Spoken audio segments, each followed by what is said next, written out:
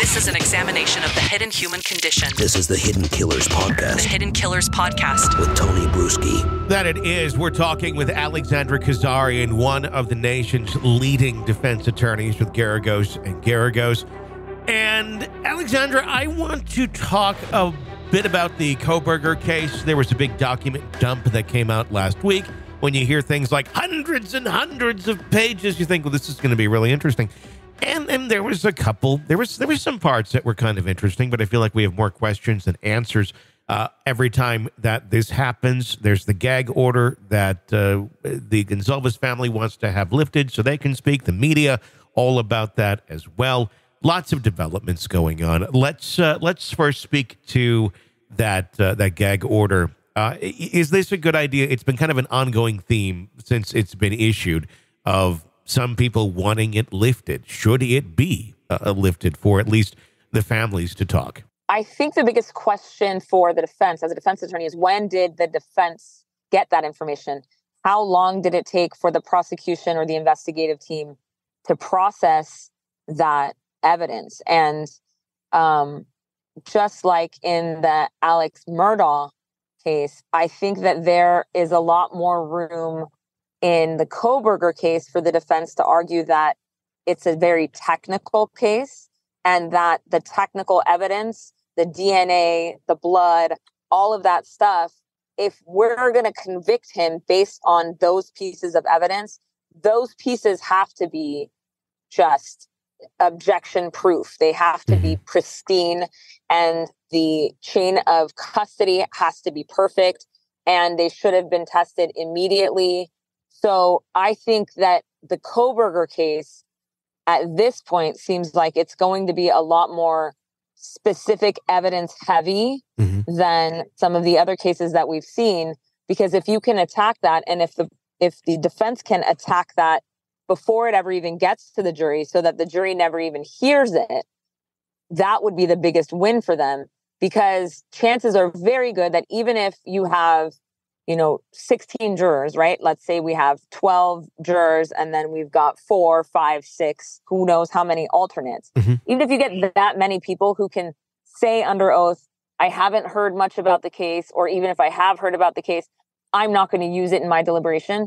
If we all know now that there's some kind of DNA or blood analysis evidence that has been turned over as discovery, and then we're sitting there as jurors and we don't hear that evidence in trial, the jury's going to go, wait, what happened? What I know that there was something else. How come we haven't heard about that? And if we haven't heard about that, they're going to be directed that they're not supposed to. And technically it's juror misconduct if they take that into consideration and then use it to analyze the evidence that they do get. But we're all human.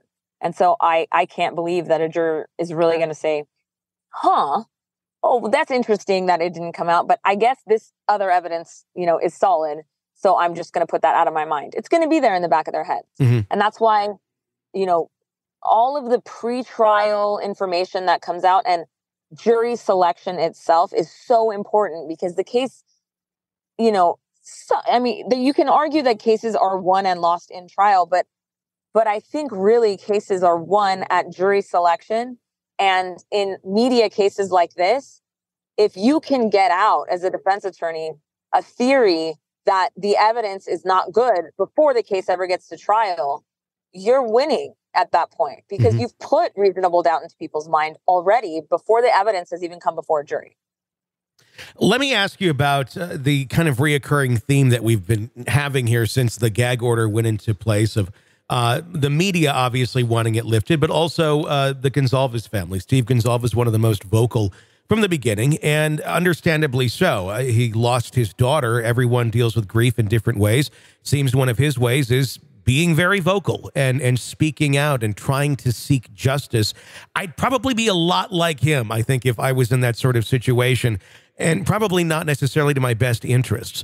Is it a good idea? Is this something that would be beneficial to the defense of Kohberger if this were lifted for the family to be able to speak in terms of, well, there's things that could be said that may actually end up hurting the prosecution of him, or would it end up hurting the defense of Kohberger if you have someone like Steve out there speaking to the media every single day? And I'm sure it's a it depends answer, depending on what he'd be speaking about, but I'd be interested to get your insights on that. If I were representing the family, I would tell the family, don't talk, because you don't want the defense to be able to argue that the investigation was botched because they had this pressure from the family to do things that the family thought was important that is out of line with a regular investigation. You want the investigation to take place the way investigations are supposed to take place in every single case. You don't want emotion involved in the investigation. You don't want it being directed by the family. So if you've got these family members who are constantly voicing their opinions, it could definitely hurt the way that the case is looked at by a jury, because you give the defense the opportunity to say, this is, am I allowed to cuss? Yeah, all you want. It's a shit show. It's not an investigation. This is a shit show that's being influenced by people who have nothing to do with the actual investigation. And the prosecution wants to shut up the family, or not shut them up, but the prosecution wants to make the family feel like they're doing the right thing. So instead of actually doing the right thing, they're, creating this circus and bringing evidence in that has nothing to do with the case to try to make the family feel good without keeping their sights on justice and actually doing what's right for the investigation. So it could be very detrimental for a family to talk.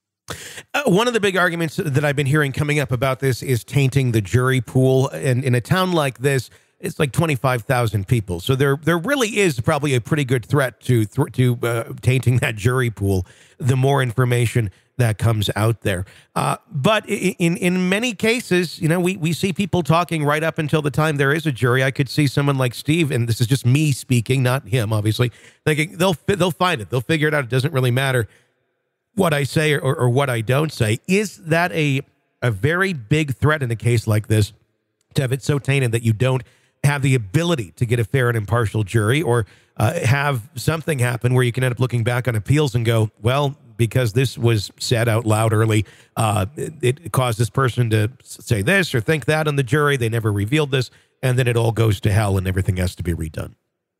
Yeah, that's totally a threat to the case, because if he's publicizing things, putting it out into the public, and it's getting repeated and repeated and repeated, and then once you get to trial, the judge makes the determination that piece of evidence should not come before the jury, it's too late.